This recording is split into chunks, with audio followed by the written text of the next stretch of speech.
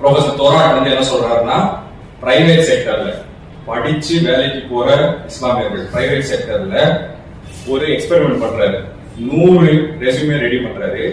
100 ரெஸ்யூமேல வந்து upper caste பேர்ல 100 resume, blatantly Dalit பேர்ல 100 ரெஸ்யூமே, அப்புறம் பிளேட்டன்ட்லி இஸ்லாமிய பேர்ல 100 ரெஸ்யூமே, 100 பயோடேட்டா ரெடி பண்றாரு. சரிங்களா?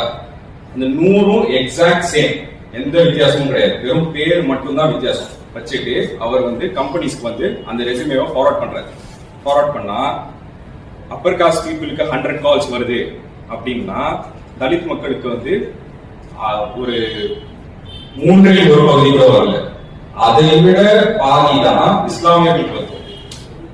சரிங்களா? இது படிச்ச பிரைவேட் செக்டர்ல நடக்கிறது. இதோட சேர்த்து நீங்க கும்பல் படுகொலைகள், சிஏஏ, என்ஆர்சி, புல்டோசர் வச்சு வீட்டு இருக்கிறது, சமூகமாக புறந்தள்ளுவது, எக்கனாமிக் பாய்காட்டு, ரயட்ஸ், எத்னிக் கிளென்சிங்,